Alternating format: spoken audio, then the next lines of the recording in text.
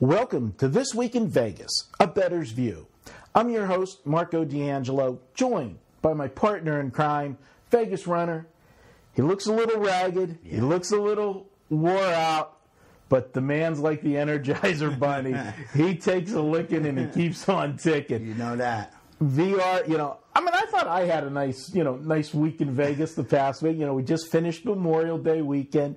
Played cards Friday night with RJ. I went back, played Bellagio on Sunday, played Aria on Monday. Good. It's a good time. Had a barbecue over the weekend. Relaxed, picking winners left and right. That's a good time. But guys, I'm sorry, it just doesn't cut it to what Vegas runner comes in today, and he's telling me about his weekend. Go ahead. The whole bar version. No, this is a family show here.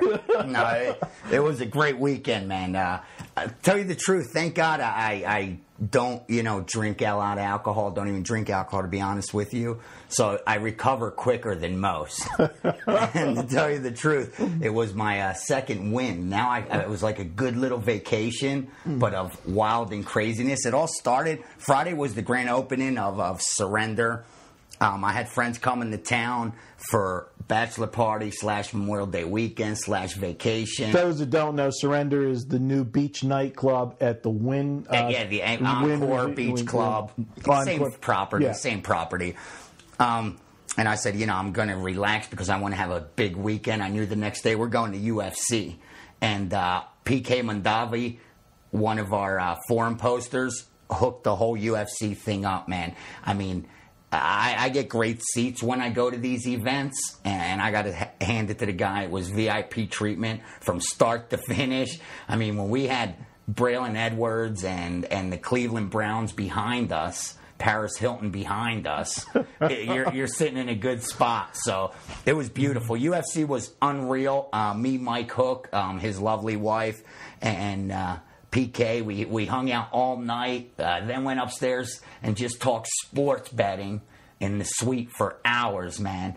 And we're invited to the after party at Studio 54, but we got so into talking sports, we're like, forget it, let's just go eat. Make a long story short, next day I find out a friend of mine, Jamie Kennedy, who people know, who's been in Scream, bunch of movies, comedian type kid. We go way back from kids back in Philly. So he calls and says, it's my birthday weekend. I'm coming to town, and you're coming out. I need you to come with us. So I say, dude, I'm with somebody already. I'm with PK. We're at the Red Rock, and here's the strip suite. There's only one of its kind in Vegas. It pool tables, comes with a butler, Sub-Zero fridges like I have in my house, fully stocked bar, like probably the fattest suite I've ever seen in my entire life, and I've seen a lot of them. Unreal, the kind with a helipad on top. Mm-hmm. So it was just that sick. And I said, Jamie, I'm with somebody, and he's like, bring him with you. So we go down to Oreo where he was. And, they had comped him for his birthday, said, bring your whole entourage. We'll buy dinner wherever you want to eat, as long as you show up at the club.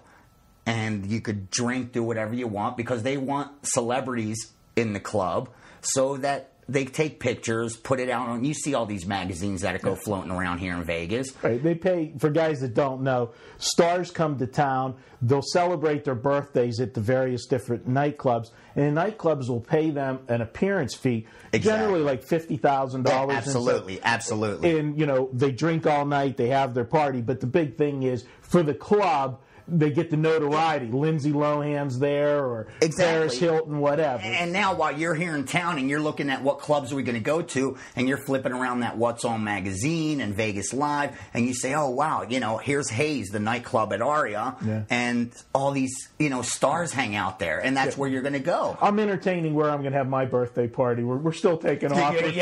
Hold out for the best one. They'll dangle it in front of you. So we meet up with them at this lounge. They had finished eating, man, and we go to this club, and the VIP section they gave us was just incredible. There's only 2 tables of that section. That's it. And they got the girls dancing right there on your tables. No. Yeah, it's ridiculous. And bringing in Magnum bottles of Patron and Grey Goose and champagne. Put it this way, we had like a 10-dime bar tab at that place, and this is like 5 of us, you know. But then what happens is there's publicists there and producers and this and that. And the publicists, what they do is get the security guards, and they walk around the club, and they look for the best-looking women, and they ask them, do you want to go party with that crew up there? And most say yes, because they want to be seen up there. They want to hang out whether they're with somebody or not. And the ones that are with someone come up to take pictures. And Pete Katz, I was laughing. I said, he's going to be in over 100 Facebook pictures because everyone just walks by with their phones and taking pictures, video. I mean, it's ridiculous the way how some people are so starstruck. And he's not like Pacino, I always joke, you know. But people are just so starstruck. And here we are, man. We had the time of our lives. We're there till the lights opened. I mean, the club was empty, lights on.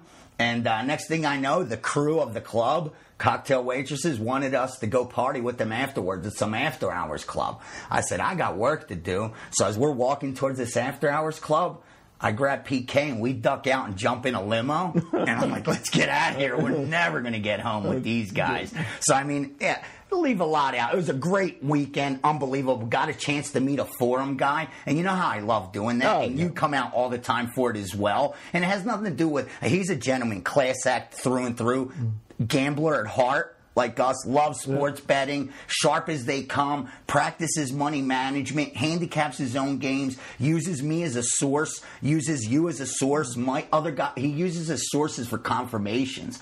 I mean, he's a very sharp kid, so believe me, he does his own work, and we're just sources. Like I have sources, you have sources.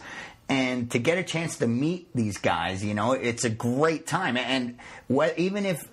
the fact that he had the hookup was a nice thing, don't get me wrong. But, brother, you guys come to town, let us know. We love hanging out, whether it's crack open a can of beer at my house or going to a nightclub and hanging out with celebrities. You know, it's a good time. So make sure they let us know when they come to town. Absolutely. You know, great times. And things have been going good for both of us. Pick-wise, we're absolutely. I started tough in May. I'm not going to lie. And that's what I wrote today's morning moves on real quickly, Marco, at how what we say comes to fruition. Because practicing money management, I started off the worst 2 weeks of May. I came into May about 70 units ahead. And within a 2-week period, and you remember I was telling you I'm trying to be selective. Right. I'm trying to like protect it. And because I was cold, and yet still, while being selective and conservative, I lost half of that.